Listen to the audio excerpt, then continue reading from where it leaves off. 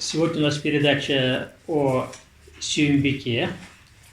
Сюмбика сейчас стала такой в татарском мире узнаваемой фигурой. И разговоры ведутся о том, что ей памятник надо поставить в разных местах, в Казани, в Касимове.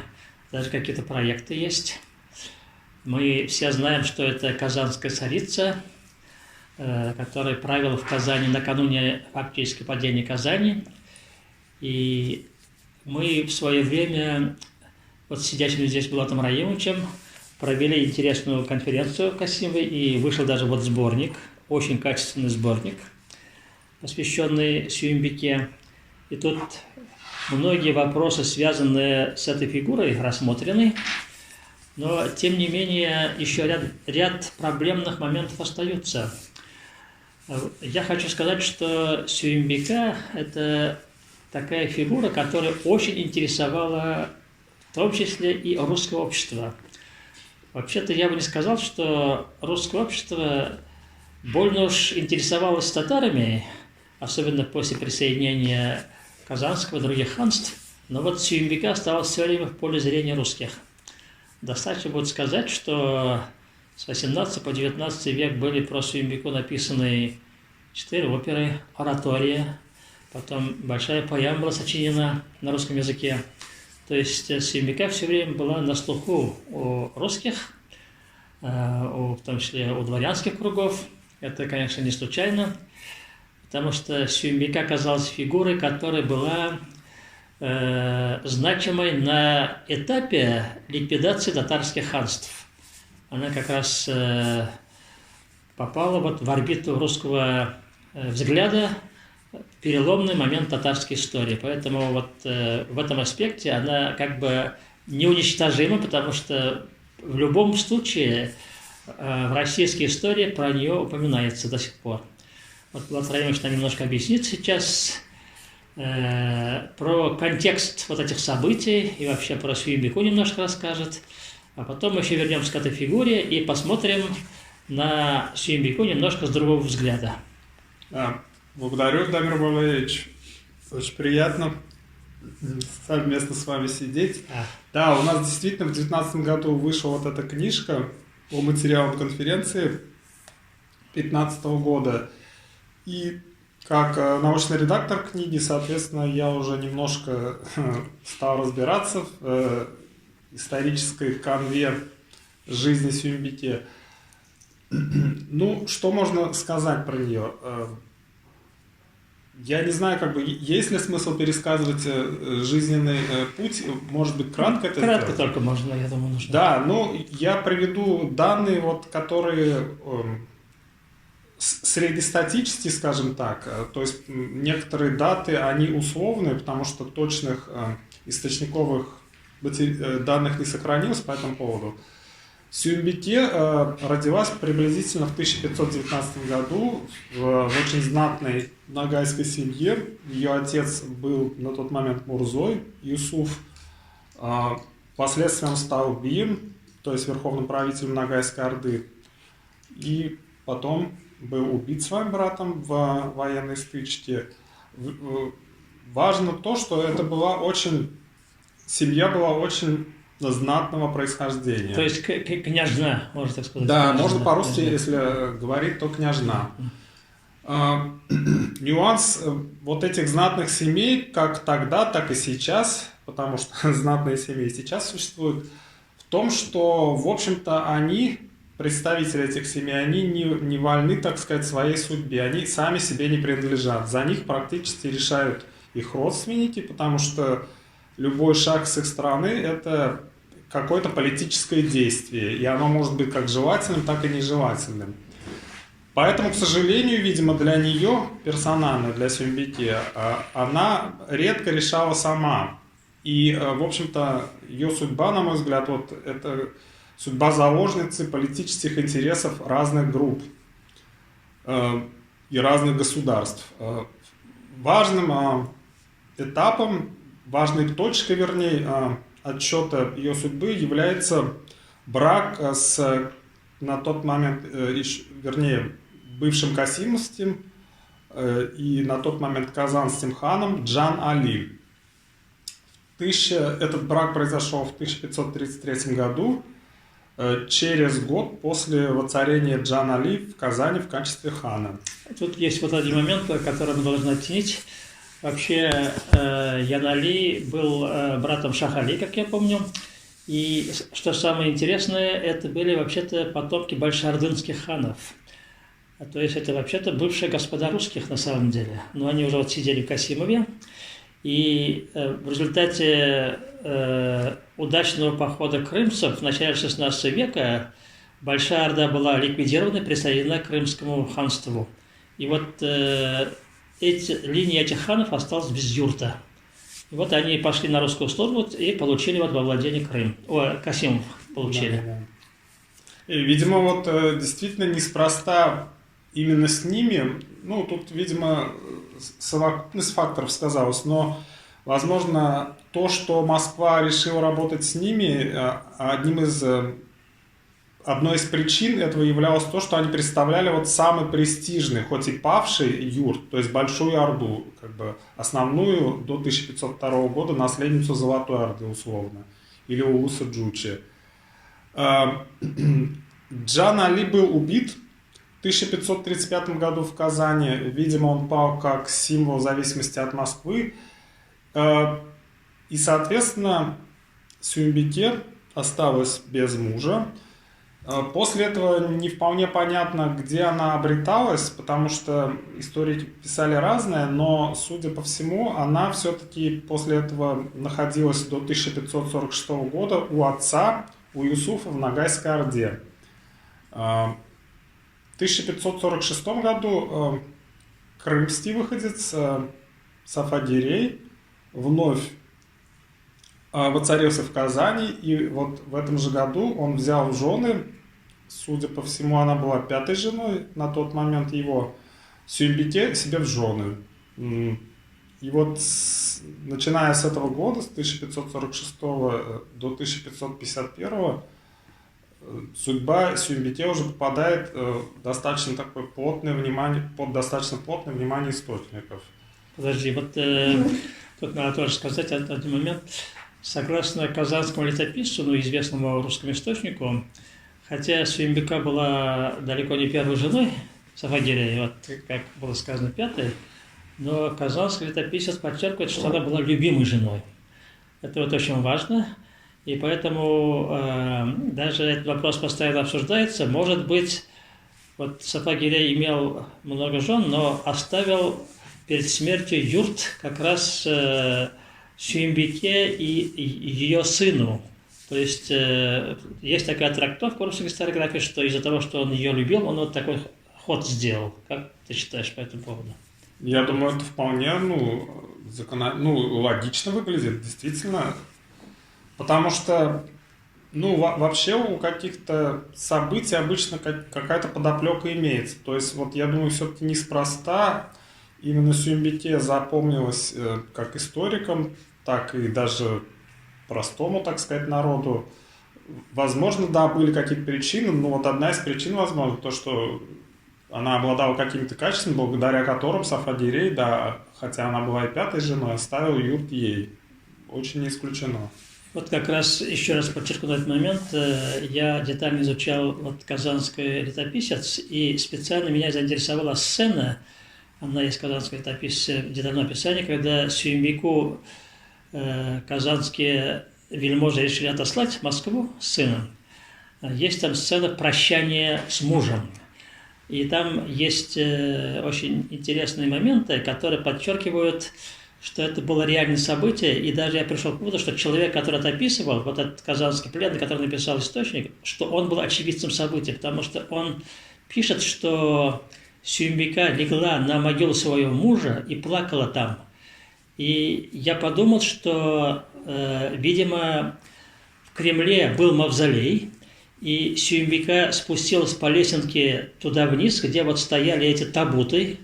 В Турции вот такой обычай был, потом в Касиме тоже, в Крыму также хоронили знать. Они как бы в земле были, но в то же время их вот каменные саркофаги стояли на земле фактически.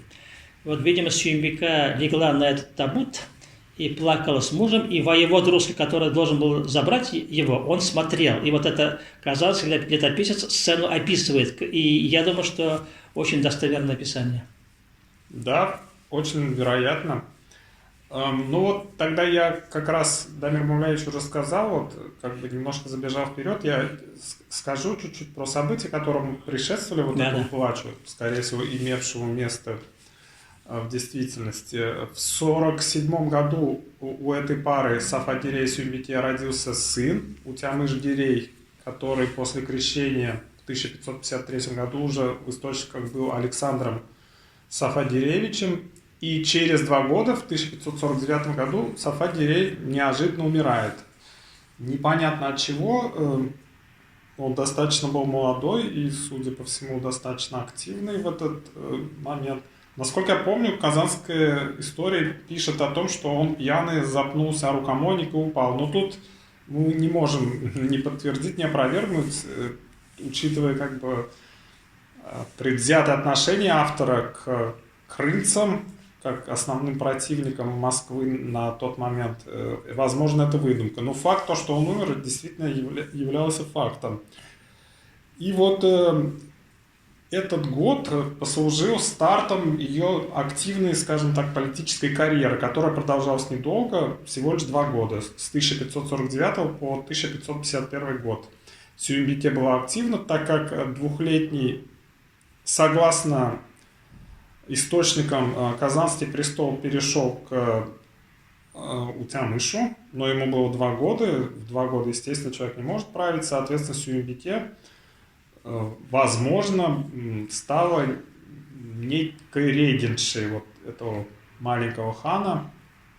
Ну, естественно, она тоже не могла править одна, потому что слишком много интересов в управлении задействовано большим государством, так же, как и сейчас, когда говорят о том, что президент России там является диктатором, это достаточно смешно, потому что слишком много сил задействовано, и как можно говорить такие вещи, когда просто сложно координировать все одному человеку.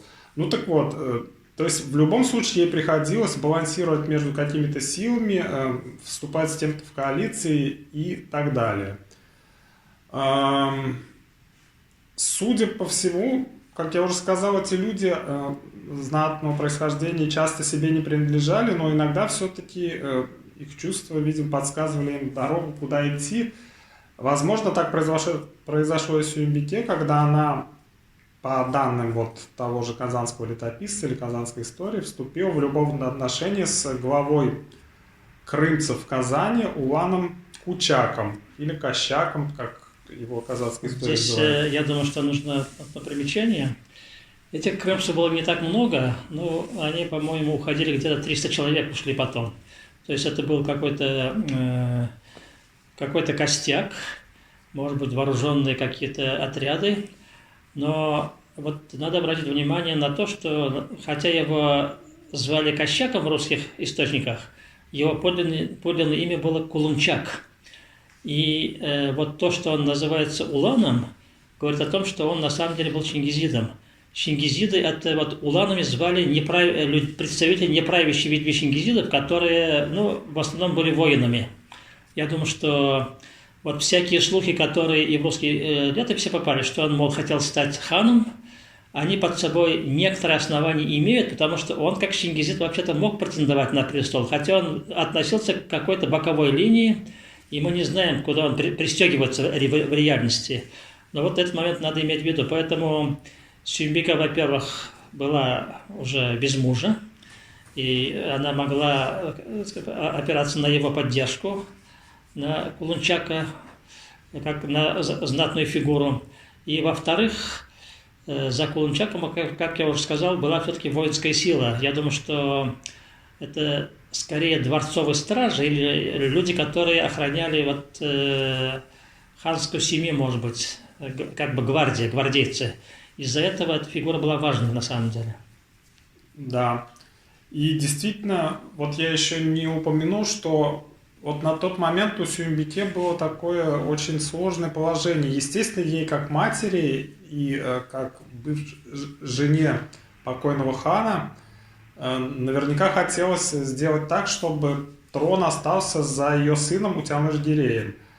При этом фактической как бы силы за ней не было, потому что с одной стороны в этой ситуации участвовала Москва, которая предлагала Шах-Али на Казанский трон, одна из мощных военных сил на тот момент. С другой стороны, были крымцы, которые сидели на тот момент в Крыму. Не крымцы, которые уже находились в Казани, вот как 300 человек, которые с Кучаком были. И эти крымцы, крымские крымцы, можно сказать, они предлагали сыновей Сафагирея. Еще два других сыновей Сафагирея, которые находились в Крыму. Один из них был Булюк-Гиреем. Вот. Этот проект не прошел, но на тот момент это было еще неизвестно. В любом случае, как бы, кто бы, вот исходя из этого расклада, который я сейчас описал, кто бы не вышел на первой позиции, места для Сюмбике с Утямышем не находилось. Поэтому ей приходилось думать, видимо, за троих. Возможно, вот эти ее человеческие чувства, чувства женщины ей подсказали путь, и вот она как бы решила опираться на крымцев, которые находились в Казани. Вот эти 300 человек во главе с Чингизидом, хоть и Уланом Кучаком. Но непонятно, какая политика проводилась Кучаком, возможно, достаточно жесткая, так как он, во-первых, ну как бы профессия, так сказать, в кавычках, накладывает отпечаток на образ мысли. Он был военным, и поэтому, возможно, достаточно жесткие решения принимал. Возможно, он интересы крымских выходцев ставил выше интересов казанской знати, но факт есть факт, что на определенном моменте он почуял, что казанская знать, возможно, выдаст его Москве или просто физически уничтожит, и решил бежать. Бегство окончилось фиаско, то есть его просто подловили московские казаки, видимо, касимовские, кстати, скорее всего, да. Московские, но какие там казаки были. И они были в дальнейшем перевезены в Москву, и, как пишут летописи, насколько я помню, за их измены уничтожить, за их жестокосердие уничтожить. Физически они были казнены, 40 человек, насколько я помню. Вот я думаю, что женщины и дети, скорее всего, остались, потому что вот родственные линии, вот среди касимовцев Кулунчаковой, они и в более ранних источниках упоминаются, то есть это вполне возможно, что вот потомок этого Кулунчака на самом деле имеется в виду. Да, поэтому да. Не все были уничтожены, но мужчины, да, воины были уничтожены. Да, те, кто бежали, были уничтожены. Но там я вот просто не успел сказать, что в источниках упоминается, что он бежал, жены и дети пометав, то есть оставив в Казани. Жен, видимо, у него несколько было, и все эти родственники остались в Казани. Причем, ну вот, люди читают источники как бы головой человека 21 века, и это не всегда верно. То есть, исходя из вот этого чтения головой 21 века, кажется, что как будто он поступил нехорошо и некорректно, взял и бежал трусливо. На самом деле, вот насколько я понимаю, это как раз наиболее трезвый подход был в той ситуации, потому что если бы он взял своих жен и детей, то побег бы вообще стал невозможен, просто физически они не могли бы оперативно передвигаться. А так он как бы шел за военной силой, чтобы в дальнейшем вернуть вот этих жен и детей весь юрт, так сказать. То есть как бы тут не нужно накладывать реалии современные на реалии 16 века. Но факт есть факт, что Кучак погиб, и вот после этого, так сказать, политическая карьера Сюмбике пошла на закат, потому что она ассоциировалась у казанской знати все-таки с крымцами, хотя она сама была и не казанская, и не крымская, она была ногайского происхождения. Но так как она поставила на определенном моменте на крымцев, видимо, ассоциацию у той знати казанской, которая здесь постоянно находилась, она вызывала неположительные ассоциации. Видимо, такие же мысли по поводу нее были и у Москвы, ну, так как с точки зрения Москвы она действительно изменила, так сказать. Ведь они пытались представить, московская сторона, что юрт их, и они ставят тут правителя, исходя из своей рукой, так сказать, хотя это по факту было не так, или, по крайней мере, не всегда так. ну, факт есть факт, что к Сюембике точно отношение было у Москвы негативное, поэтому все эти факторы, они слились воедино, и казанская знать решила ее просто сдать Москве, так сказать, вместе с сыном, так как он мог претендовать на трон, так как он уже был юридически, да, ханом. И в августе 1551 года ее вот действительно выслали, вполне вежливо, корректно, но тем не менее это был хоть и почетный плен. Сначала Свияжск, потом Москву. Вот о чем Дамир Мавлевич говорил. Возможно, да, сцена прощания с могилой покойного хана Сафа-Дирея была. Потому что, ну, действительно, человеческая фантазия, она обычно бывает достаточно простой и незамысловатый. И такие вот сцены, они обычно не выдумываются, а какую-то подоплеку имеют под собой. Потом я думал, что Сюембика прекрасно понимала, что вот закат наступает на самом деле, потому что она лишается владения, отправляется в неизвестность, фактически в плен. В принципе, русские источники прямо говорят, что она была пленена, с сыном была отправлена. И потом мы знаем, что она, скорее всего, не по ее воле была выдана замуж за Шагалей. И потом довольно длительное время жила в Касимове. Причем, когда она жила в Касимове, ходили всякие слухи нехорошие, что там Шагалей ее обижает, чуть не порезал ее нос.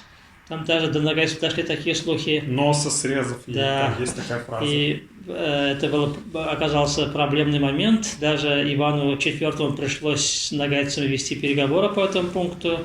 Ногайские послы специально приезжали в Касимов посмотреть, так ли это или не так.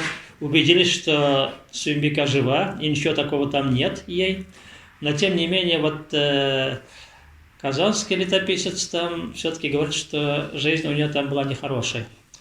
Даже там есть строки о том, что были к ней представлены один раб и дорогая рабыня, которые за ней ухаживали, и что Шахалей ее не убивал только потому, что самодержец, то есть Иван Грозный, приказал, чтобы ничего такого не случилось. Она была, скорее всего, в заточении, не просто неугодной женой оказалась, и она вот в таком качестве фактически умерла, и мы не знаем даже точного времени ее смерти, но недавно историк Моисеев, кажется, обнаружил документ, который говорит о том, что она еще жила дольше, чем мы думали раньше. Там где-то информация о ней исчезает в 1557 году, но, может быть, она и дальше еще прожила чуть-чуть. Но проблема не в этом, а вот есть тут масса вопросов, связанных уже с самой фигурой Сюембике, каким образом татарские круги осмыслили эту фигуру, начиная с XIX века. Значит, мы специально этот вопрос изучали и установили весьма любопытные факты. Вообще татары практически о Сюембике мало что помнили к середине XIX века. Когда наши историки приступили к работе над историческими сюжетами, они ничего не знали о Сюембике. И вся информация, которая есть у наших историков, она вытащена из русских историков или из русских источников, что весьма любопытно. Но в конечном счете татарские историки, начиная от Маржани и заканчивая Хаджи Атласи, они за 50 лет, даже меньше 40, они из фигуры Сюембики создали такую прекрасную женщину, правительницу, очень хорошую и вообще почтенную Матрону, которая служила интересам народа, была красавицей и фигурой жертвенной, она много чего потеряла. И настолько много писали вот в таком ключе, что, я уже сказал, все это опиралось на русские источники. Но трактовка была несколько иной, чем у русских. Там татары вложили собственные смыслы в ее фигуру. И в итоге где-то к 1910 годам у татар Сюембика стала символом нации, матерью нации. И даже возник журнал женский, названный так. Вот наш журнал Сюембика, это есть продолжение того журнала. И даже специально баит возник, посвященный Сюембике. Я еще, будучи молодым учителем в сельской местности, одна моя ученица притащила рукопись своей бабушки, она в медресе училась, и там как раз этот баит содержался. Я даже вот до сих пор этот бейт храню. Это на самом деле, если бейт о Сюембике проанализировать, видно, что сочинители знали только то, что знали русские источники. Это было сочинение шакирдов или каких-то наших молодых интеллектуалов, но на злобу дня, потому что татарская историография, которая формировалась, она одновременно делала национальный миф, такой общетатарский, и Сюембике в этом национальном мифе заняла важное место, как вот передающая позицию татарскую, трагическую позицию накануне вот ликвидации татарского юрта, национального государства. И татары-историки писали об этом как о трагическом событии, и из-за этого вот Сюембике стала сама, ну, жизнью я подсказывал такой ход, стала сама выражением этой трагичности татарской судьбы. Но я думаю, что из-за этого, вот из-за ее такого особого положения, в конце концов, и русские про нее помнили. Кстати, у русских ничего плохого про Сюембику не написано. Даже казанский летописец весьма лестно отзывается о ней, и ее красоту подчеркивает там, и другие достоинства. И татары тоже вот всячески ее восхваляли. И вот это сейчас мы можем уже как угодно судить по этому поводу. Можем думать, что это не соответствует историческим реалиям, можем говорить, что исторические факты или недостаточны для такого заключения, или они немножко сочинены нашими историками. Но образ был уже слеплен еще нашими предшественниками. И вот когда сейчас активисты татарские носят с идеей вот установления памятника Сюембике, уже возразить невозможно. Как-то она действительно фигурирует в исторической памяти татар, как символическая фигура, как мать нации. И когда говорят, что вот надо установить памятник и в Казани, и в Касимове, я ничего не могу возразить. Наверное, надо установить, как считать Батар Йович. Я считаю, да, нужно. Тут действительно интересный момент, вот как бы то, что Дамир Мавлаевич сейчас теоретически говорил, я это, так сказать, на собственной шкуре прочувствовал, когда в 19-м, насколько я помню, году еще в Институте истории была конференция, посвященная Сюембике, и после этой конференции одна из коллег из нашего института, достаточно пожилая, которая занимается совсем другими периодами, не 15-16 веками, подошла ко мне и сказала: так я вот слышал, что ты против памятника Сюембике и вообще как-то там неположительно о ней говорил. Я говорю, такого не было, просто я говорил о том, что, опираясь, кстати, вот на статью Дамира Мавлаевича, о том, что, в общем-то, данных нет, чтобы делать из нее образ героини. Но я не говорю, что я против этого образа. Она сказала: ну как же так можно говорить? Это же написано, что вот она любила народ, защищала. Я говорю, ну а вы источники-то читали? А она говорит: нет. Я говорю, ну так а я читал, как бы, что ближе к реалиям, источник или литература? Ну, у нас диалог нормально пошел потом. Просто я к тому, что действительно уже никто не помнит, что писали в источниках, и, в общем-то, это сейчас не важно, потому что образ уже есть, как бы, и почему не использовать его в хорошем смысле, да? Я считаю, что можно ставить памятник. Я, в принципе-то, вообще против памятников всем, потому что есть установка «не сотвори себе кумира», но если они все равно уже стоят, ведь мы же все память не собираемся убирать, то тогда в Сюембике можно поставить. Нет, я думаю, что даже нужно все-таки вот из-за ее особого места в истории она должна быть запечатлена. Всякий татарин или татарка, смотрящий на эту фигуру, должны понимать, что эта фигура отражает переход на этап татарской истории. То есть ключевая фигура, когда вот татары заканчивают свою независимую историю и становится колонизированной нацией. Вот она отражает этот момент. Ну, нам полезно помнить о нашей истории.